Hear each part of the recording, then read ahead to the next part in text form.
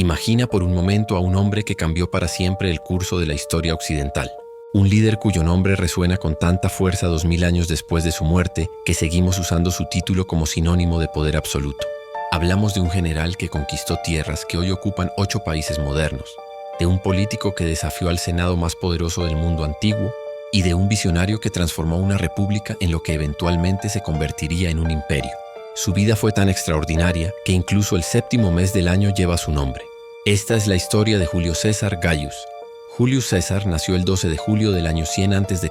en Roma, en el seno de una familia patricia que, aunque noble por linaje, había perdido gran parte de su influencia política. Los Julia afirmaban descender de Iulus, hijo del héroe troyano Eneas, quien según la leyenda había fundado la estirpe de Roma.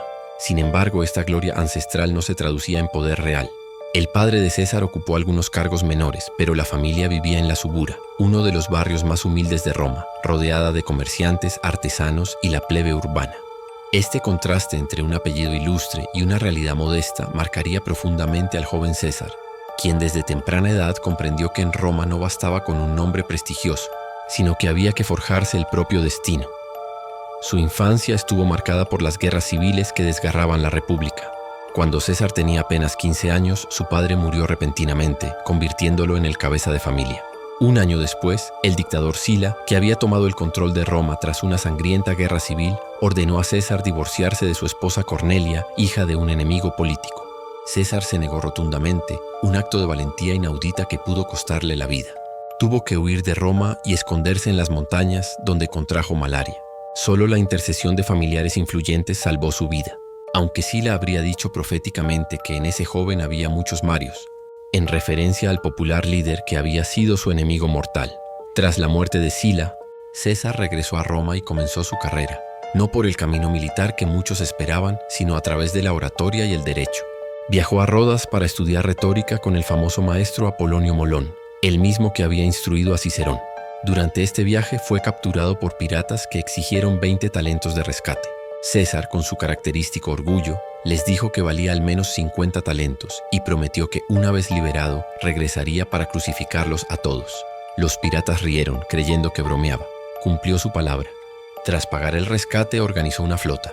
Capturó a los piratas y ordenó su crucifixión, aunque con una muestra de misericordia mandó degollarlos antes para acortar su sufrimiento. De vuelta en Roma, César escaló metódicamente el cursus honorum, la carrera política tradicional. Fue cuestor, edil y finalmente pretor, cada cargo alcanzado mediante una combinación de brillantez política y generosidad calculada con el pueblo romano. Organizó juegos gladiatorios tan espléndidos que se endeudó gravemente, pero ganó una popularidad inmensa. Su carisma era legendario. Se decía que recordaba el nombre de cada soldado bajo su mando y que podía conversar con cualquier ciudadano como si fuera un viejo amigo. En el año 60 a.C. formó una alianza política informal con Pompeyo, el general más exitoso de Roma, y con Craso, el hombre más rico de la República. Este primer triunvirato le permitió ser elegido cónsul y, posteriormente, obtener el gobierno de las Galias. Lo que comenzó como una provincia relativamente tranquila, se convirtió en el escenario de la mayor hazaña militar de César. Durante 9 años, entre el 58 y el 49 a.C., conquistó toda la Galia, un territorio inmenso que abarcaba la actual Francia, Bélgica, Suiza y partes de Alemania y Países Bajos. Combatió contra más de 3 millones de galos. Derrotó a tribus feroces como los helvecios y los nervios. Cruzó 2 veces el Rin para intimidar a las tribus germánicas. E incluso invadió Britania en 2 ocasiones. Sus legiones lucharon en terrenos imposibles, construyeron puentes de ingeniería asombrosa y ejecutaron maniobras tácticas que todavía se estudian en academias militares. César lo documentó todo en sus comentarios sobre la Guerra de las Galias, una obra maestra de la literatura latina que servía simultáneamente como propaganda política. Pero no todo fue gloria militar. En Alesia, durante el asedio final contra el líder galo Vercingetorix, César enfrentó uno de sus momentos más desesperados. Rodeado por un ejército galo de rescate de al menos 100.000 guerreros por fuera y por las fuerzas de Vercingetorix por dentro, César ordenó construir una doble línea de fortificaciones, una mirando hacia adentro y otra hacia afuera. Durante días, sus legiones lucharon en 2 frentes simultáneamente, al borde del colapso. La victoria final fue más que militar, fue psicológica. Vercingetorix se rindió en una ceremonia humillante y César consolidó su leyenda. Mientras César conquistaba las Galias, la situación en Roma se deterioraba.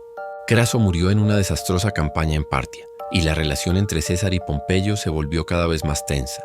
El Senado, temeroso del poder y la popularidad de César, exigió que disolviera sus legiones y regresara a Roma como ciudadano privado. César sabía que esto significaba su fin político y probablemente su muerte o exilio. Enfrentado a esta disyuntiva, tomó la decisión más trascendental de su vida.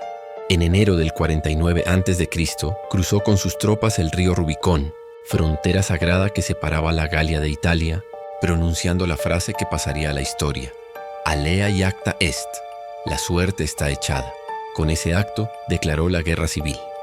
La guerra contra Pompeyo y las fuerzas senatoriales duró 4 años y se extendió por todo el Mediterráneo. César persiguió a Pompeyo hasta Grecia, donde lo derrotó en la batalla de Farsalia a pesar de estar en clara inferioridad numérica.